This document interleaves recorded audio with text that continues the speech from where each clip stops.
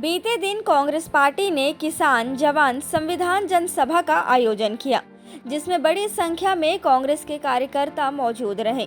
वहीं प्रदेश अध्यक्ष दीपक बैज ने बीजेपी सरकार पर वादाखिलाफी का आरोप लगाया।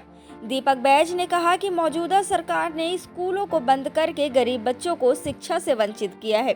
कांग्रेस के नेताओं को झूठे मामलों में केंद्रीय एजेंसी की मदद से परेशान किया जा रहा है। प्रदेश में किसान, जवान, महिलाएं सब परेशान हैं।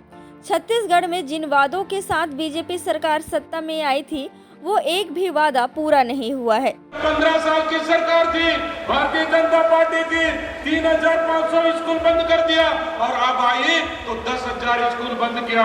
एक तरफ गली गली दारू बिक रहा है, एक तरफ चौक चौराहे में नकली शराब बिक रहा है, अवैध शराब बिक रहा है, 67 नई शराब दुकान की खुल रही है, लेकिन 10,463 स्कूल बंद हो रहा है।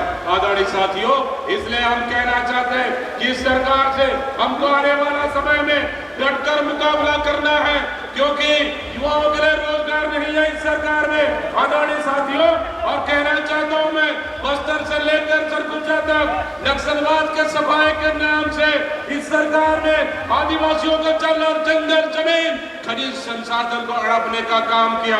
हम लगातार सवाल उठाते रहे कि अमित शाह जी लगातार बस्तर क्यों आ रहे, इसलिए क्योंकि छत्तीसगढ़ की खनिज संसाधन को अपने निजी चहेते उद्योगपतियों को सौंपना चाहते हैं, और ये सच भी साबित हुआ। आदरणीय साथियों, बस्तर के 2 खनिज संसाधनों को रुंगा स्टील आर्सेलरमित्तल को बेच दिया, और अपने बीजापुर की कोरंडम की खदानों को उनके चाहते उद्योगपतियों को बेच दिया, कांकेर के हालती की खदानों को उनके चाहते उद्योगपतियों को बेच दिया। और कोल माइंस के लिए चाहे हसदेव की बात हो, तमनार की बात हो, लगातार आदिवासियों की, जहां वहां पे जंगल की पेड़ों की कटाई किया जा रहा है ताकि अपने चाहते उद्योगपतियों को यहाँ के खनिज संसाधन बेच सके।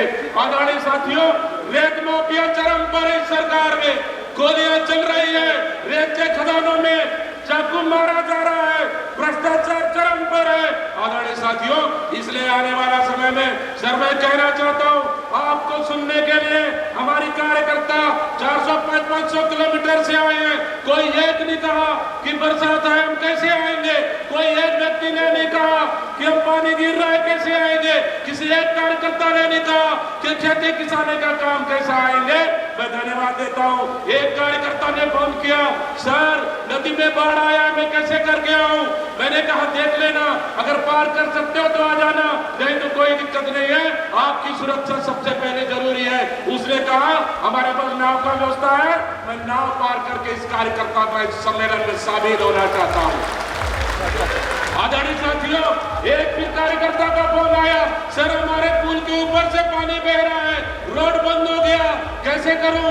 कोई बात नहीं, कोई दूसरा विकल्प है। हाँ सर है, 20 किलोमीटर घूमना पड़ेगा, दूसरा रोड है जहां ऊंचा पुल है, हम लोग उस पुल से आना पड़ेगा। और आज उस कार्यकर्ता पे उस पुल को पार करके आज आपको सुनने के लिए आया है, नाव से पार करके दूसरा रोड चेंज करके न नदी रोक सका, न नाला रोक सका। आदरणीय साथियों, इसलिए मैं कहना चाहता हूँ, छत्तीसगढ़ कांग्रेस जन जन के लिए लड़ रही है, चाहे किसी गरीब का आवाज टूटे, चाहे किसी एनएसआई का कार्यकर्ता की बात हो या किसी और नेता की बात हो, हमारी पार्टी लगातार जन जन तक पहुंचकर किसान के लिए हो, यूथ के लिए हो, आदिवासी के लिए हो, मजदूर के लिए हो, ओबीसी के लिए हो, हर वर्ग के लिए बराबर लड़ाई लड़ रही है। हमारा एक ही मकसद है, 2028 में इस सरकार को उखाड़ कर फेंकेंगे और आने वाला में छत्तीसगढ़ में कांग्रेस की सरकार लाएंगे।